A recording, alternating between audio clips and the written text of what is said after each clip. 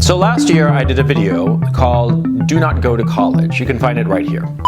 Now, I argued that college was a bad investment, and I looked at it from a financial perspective. I said basically that you'd go into so much debt that the degree you'd be getting would not be worth the debt you'd accumulate, that you'd have to carry throughout the rest of your life, and that because of this debt you would postpone essential decisions in your life insofar as having children and buying your first home and all the rest of it, right?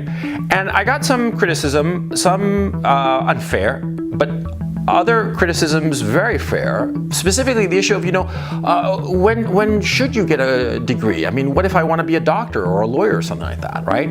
And so I started thinking about the issue because I'm not disavowing my video. I totally believe it. I think that everything I said in that video is absolutely true.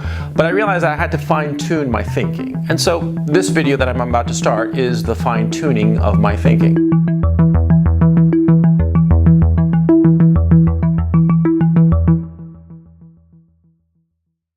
So what's the point of going to college? Why are you doing it? What's the point of spending $250,000 for 4 years at some liberal arts college to get a BA? What's the point?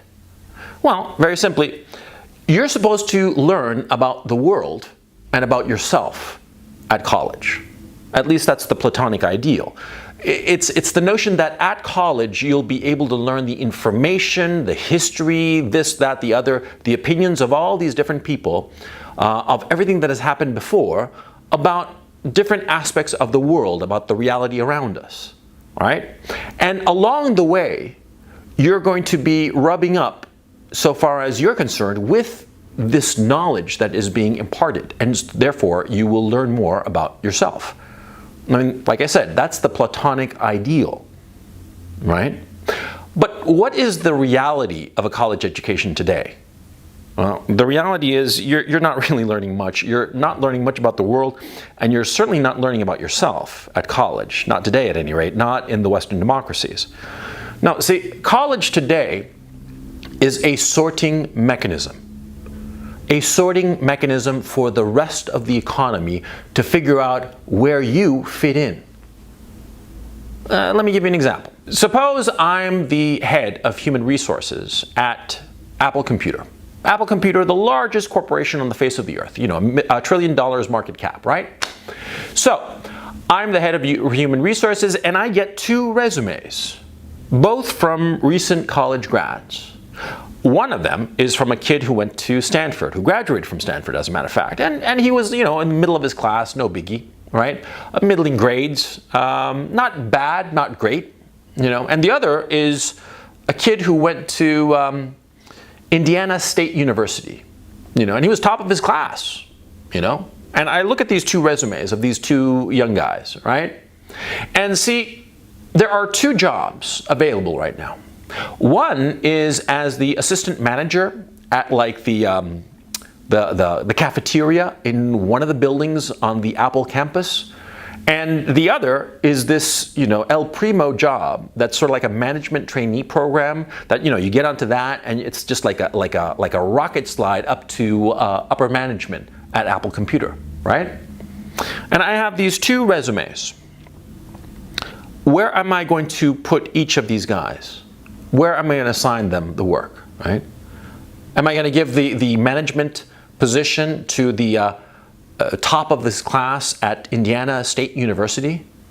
No, of course not. I'd be a fool to do so. No, I'm going to give that primo job to the Stanford grad.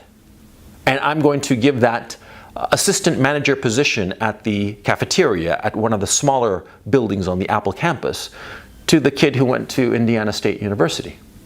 See? Because at the end of the day, that's the purpose of the degree.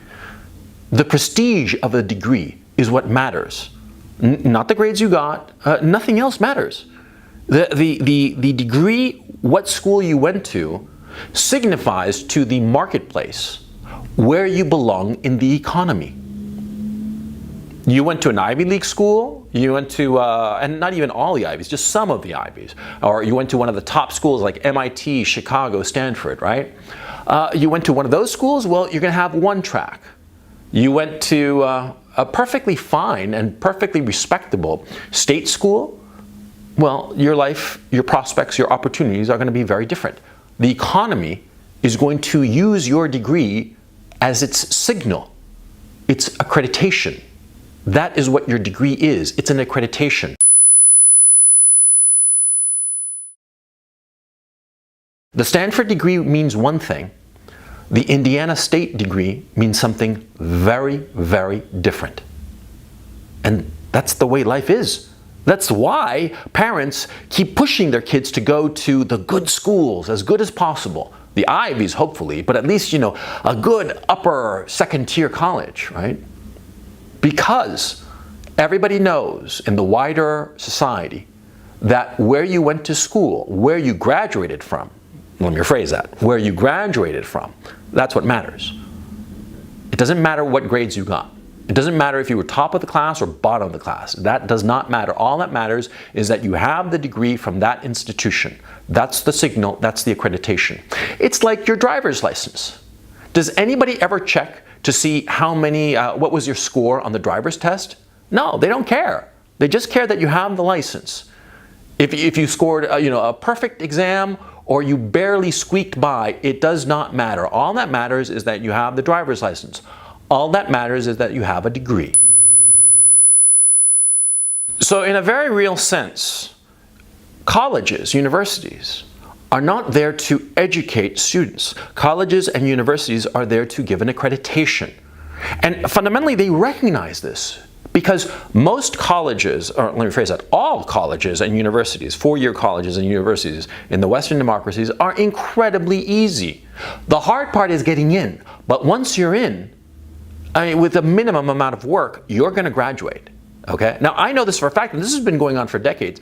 Back in the 80s, I graduated from high school in South America, and I was a bum, and I was chasing girls, and so I went to college right after high school, and I got BTFO'd, within 6 months, because I wasn't studying. I was a lazy bum, but it was actually hard, okay? The times that I actually tried to study and do well, to salvage something, it was goddamn hard. And then I went to an Ivy League school, later when I had my head screwed on straight, and I knew more or less what I wanted out of life. I went to an Ivy League school, and it was so easy. Yeah, because the hard part is just getting in, see? Because the colleges fundamentally and at their core recognize that they are in the business of granting accreditation to the student, not in actually teaching them. They are interested in giving the student a good experience, but not in challenging them. I mean, really challenging them. I mean, challenging them hard enough that they might flunk out. They're not interested in that. And there's the other issue of affirmative action, of course, because a lot of students at colleges today, because they come from protected groups, protected minorities, they can't be allowed to fail. So no matter how incompetent, they are going to, pass the course and get the degree. They're not pushed, and everybody knows that. And so everybody realizes that you can make college experience as hard or easy as you want to. And people have known about this for decades. See? Even the professors know about this. See, back in the day when I was at Dartmouth, that's where I graduated from, there was this class. There were 3 easy classes, the classes that all the jocks took, right? They were called Rock, Stars, and Oceans. It was Geology 1, Astronomy 1, and Marine Biology 1 or something like that. Okay, Rock, Stars, and Oceans. Okay, and there was this frat, I think it was AD or maybe Bonesgate, where there was consistently a brother who would be taking the Marine Biology class, Oceans, right? And what happened was that there was this tradition of handing in this paper, like the second paper of the term, and every brother who was taking the class had to. It was like, required, right? It was like an informal thing. Okay, it was stupid. And this paper, the people who submitted it would consistently get a B+. Okay? And the weird thing was that the stupid paper had like this drawing of a dolphin on the cover. Okay? And so this one brother, right, it's his turn. He's taking the class because he's in some sport and, he needs an easy credit, an easy grade, right? So they insist that he has to hand in the paper right? But he's one of these diligent guys. So he decides that, screw it, I'm going to rewrite this paper. I'm not going to get a B+. I'm worried about my GPA. I'm going to get an A on this paper, okay? And so he takes the paper and he rewrites it. And he writes it and he makes it a really good paper, right? And the thing is, along the way, he's like, what is this dolphin on the cover? This is stupid. And so he removes the dolphin, right? And hands in a paper that is basically the same paper, but just rewritten and just better written and just a better paper. And he turns it in expecting that he's going to get an A on the paper instead of the B+ that it traditionally got, right?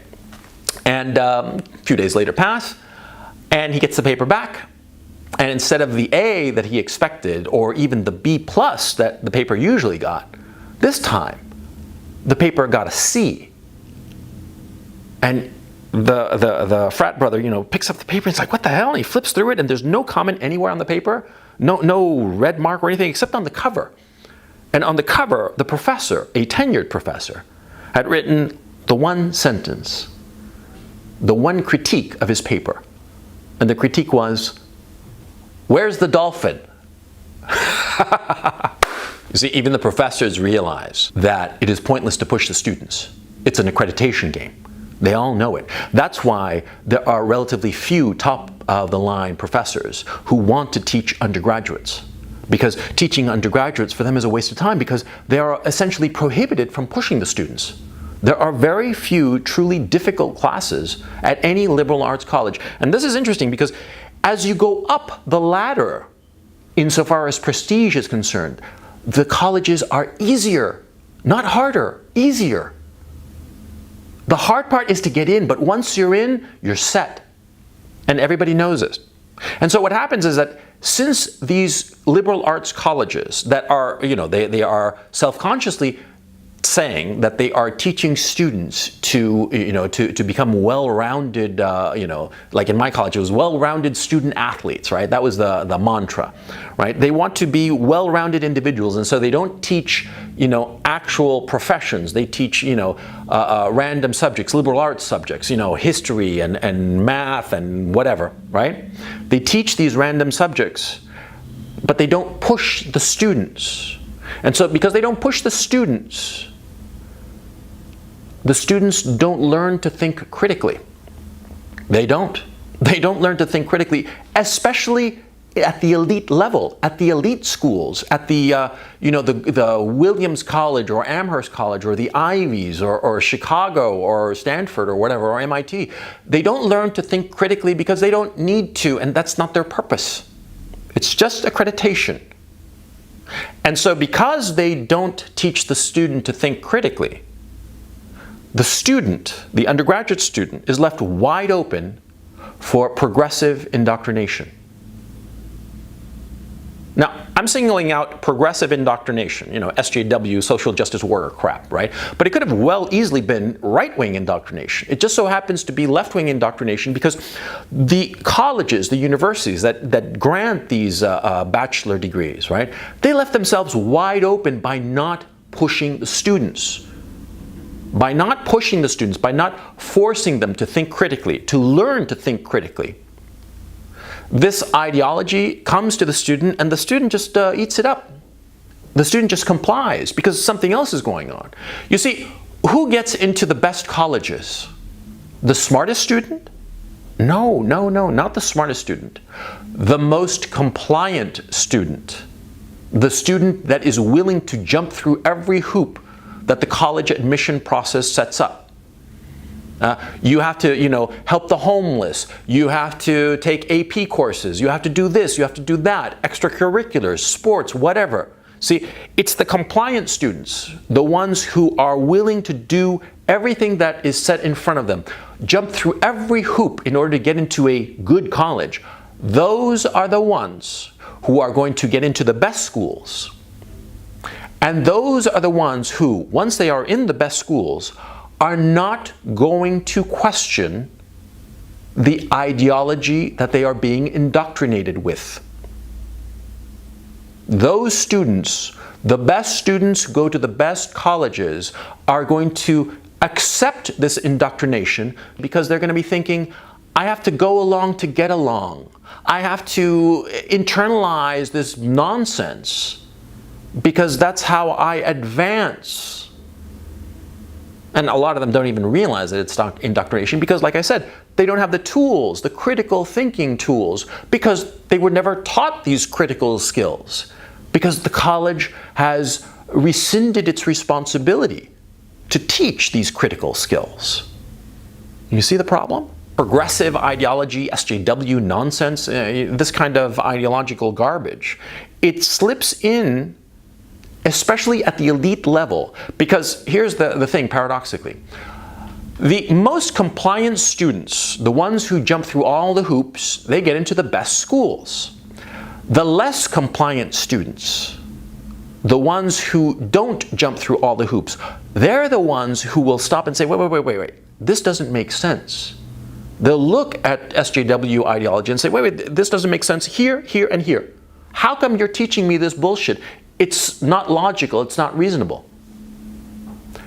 That non-compliant student, he's going to go to Indiana State. Yeah, he's going to wind up being the assistant manager at the cafeteria at Apple. He's not going to go to the Ivy League. You see the problem? And you see, therefore, why it is that at the upper echelons, the upper management levels of these big-time corporations, it's full of SJWs. Yeah, because the guys who are compliant and who are willing to jump through every hoop, they get to the best universities. And once they get into the best universities, all they have to do is just a little bit of work and lap up the indoctrination that they are being fed. And they graduate with a degree, and the human resources guy at Apple looks at the guy from Stanford and says, you're hired, and we're going to put you on this management track. And 5, 10 years later, that guy is running a department with 100 people, 200, 1,000 people. And he is a social justice warrior. Sure, absolutely. Because he was indoctrinated in college, in the best college. He went to Stanford. You see what I'm saying? You see how it works? That's how it works. That's how the society is working today. That's why you have SJWs in the corporate sphere. Because right now, in terms of finance and the economy, we're going through a very, very weird phase that is too complicated to explain in this video. But basically, it's very cheap money is allowing corporations to, it's basically impossible for large corporations to go bankrupt because of all this cheap money sloshing around in the system. The central banks in England and Europe and the United States and Japan, they've all decided that they are going to pump out cheap money to keep the economy floating. Now, this means that a corporation, especially a large corporation, doesn't actually have to be competitive to survive, because it can just rely on access to cheap money to finance itself, even finance its losses, okay? And so these large corporations can indulge themselves in this SJW bullshit because right now there's no competition. There's no pressure to deliver profits. So that's why, for instance, Disney, they just destroyed Star Wars, a $4 billion franchise. They just destroyed it with social justice warrior bullshit, right? That the fans didn't want, nobody wanted, and that's why nobody went to see the stupid movies. But, who's in charge at Lucasfilm? Kathleen Kennedy and her little cabal of Ivy Leaguers, right? And all those Ivy Leaguers, who are they? They're social justice warriors, and they don't even realize that they're indoctrinated. They think that this is rational and normal because they've always been compliant. The guy at Lucasfilms, who is the assistant manager of the cafeteria at Lucasfilms, he could have told them why the Star Wars films were gonna, go tits up. He could have told them. But of course, he got relegated to that little assistant manager position at the cafeteria. He's not making the decisions insofar as Lucasfilm is concerned, right? Right. Now, this is going on with Lucasfilms, but this shit is going on across the corporate world. In the Western democracies. This is what's going on, okay? But anyway, I went on a side channel. Let me get back on track. So, I've explained to you how colleges and universities, four-year colleges and universities, have become, accreditation factories on the one hand, and, sort of like indoctrination camps, insofar as progressive ideas and social justice warrior bullshit is concerned, right? And how the problem is worse the higher up you go insofar as the prestige of the universities, right? Okay, so how do you handle this situation? And this is my advice. This is how I would handle it if I had to go back in time and start all over, okay? You see, when you graduate from high school at 18, you're probably not really going to know what the hell you want to do with your life. You're just not going to know because you're going to be too young. And you've been focused on other shit. You know, having a good time and coming out of adolescence and discovering girls and all the rest of it. And just so many things going on in your life that you really will not have thought about the future. And I think that it's ridiculous for you at 18 to know exactly what you want to do. When I was 18, I had an idea of what I wanted to be, and you know, nothing of the sort happened to me. I went in a completely different direction, and I realized retrospectively, if I'd gone in the direction that I wanted to go back when I was 18, I would have had a fucking miserable life, okay? So this is what you do. You see, you graduate from high school, you got your little diploma, okay? You turn to mom, you turn to dad, you say bye-bye, you pick up a backpack, and you fucking go. You fucking go out into the world. You gotta go out into the world and rub up against it. You know, push the world around a little bit and wait for the world to push back on you, right? You don't go to college. It's a waste of time, and like I said, if you're supposed to learn about the world and learn about yourself in college, well, right now, the university is not going to teach you either one of those things. You have to actually go out into the world. Join the military. If you're going to join the military, join a tough outfit like the Marine Corps, or better yet, Recon Marine. You know, get the shit kicked out of you. Really make something out of yourself, right? Or else go to a foreign country where you don't speak the language and just try to make it. You see, just go out into the world. Don't go to college, because college at this time is just a 4-year summer camp. You're not going to learn anything. You're going to get indoctrinated. It's not going to help you grow. And here's the key issue. Colleges today, a decent 4-year college, private college, is running about $250,000. It's what, something like $20,000, $30,000 a year in tuition, plus room and board and traveling back and forth. That's 60 grand a year times 4. That's $240,000. If you go 5 years for an engine's degree, that's $300,000. And how are you going to finance that? Loans. And what's going to happen with all those loans? They are going to weigh you down. So you don't go to a 4-year college right after high school. You go out into the world. You go out into the world and get into adventures. You know, get into scraps. You know, sleep out at night at some park. I mean, I'm sure you're going to do that. I've done that, and if you've led a life, you've done that at least once. Okay, go out into the world, get into trouble, find out about yourself and about the world. Don't go to college, because it's not going to help you. Okay, you go out into the world. You find some job, you find a place to live, better in a foreign country, because you learn the language, you learn to live in a foreign country, you learn about real diversity, and not this United Colors of Benetton bullshit diversity, which is not real diversity. It's ideological conformity masked by the different racial compositions of the people of this uniform ideology. Okay, so you go out into the world, you live in a foreign country, you learn a new language, you get some shitty job, washing dishes, whatever the fuck, living in some shithole place, and you grow and you read and you interact with people and you find out more about the world. And along that journey, as you turn 19, 20, 21, you're going to start focusing in on what you want out of life. Because as you push against the world and the world pushes back on you, you're going to start to collapse in on yourself to the hard core of who you are. You're going to start to realize, yeah, I like this and that, but like when it's crunch time, what do I really want to do? What do I really want to be? What activity do I want to pursue? You see what I'm saying? See, the world is there to push against it, because when the world pushes back, you find out who and what you are. You find out the things that are important to you. You find out everything about yourself. It's that pushing against it, that friction, that is what teaches you about yourself. And colleges today, universities today, they're so fucking easy. See, and they're designed to be easy for the reasons I explained. And so you're not going to learn anything about yourself in such an easy environment. On the contrary, it's going to be like camp. And you're going to have a great time and singing Kumbaya every night and all the rest of it. But at the end of the day, you will not have grown as a man. And that's what you want. You want to grow as a man. You want to be somebody who can handle himself in the world. And that's how you do it. You go out and you push. And the world pushes back and you figure out who you are.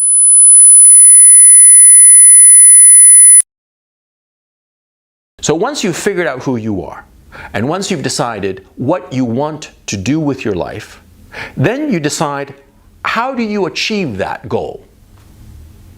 For example, just hypothetical, you went to high school, you got your diploma, you went out into the world, you traveled to a foreign country, learned a foreign language, you did this, that, the other for 2, 3, maybe even 4 years, and then you realize, you know something? I want to be a doctor. How do I become a doctor?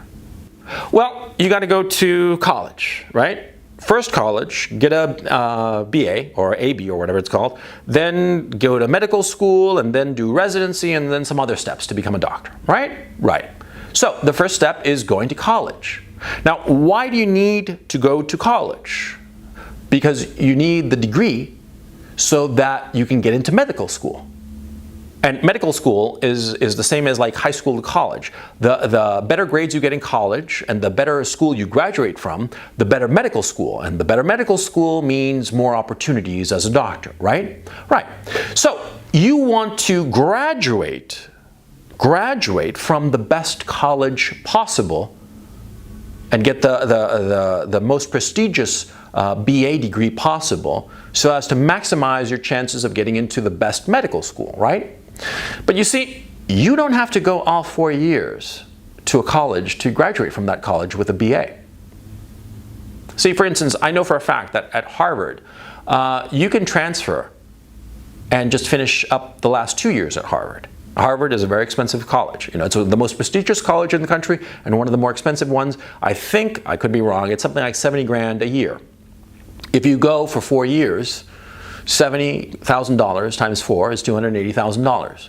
But if you go for just 2 years, it's just $140,000 now, isn't it? That's a lot cheaper, right? It's $140,000 less, right? Suppose instead of going for the first 2 years to Harvard, you go to, I don't know, Indiana State. Perfectly respectable school and very cheap, extremely cheap.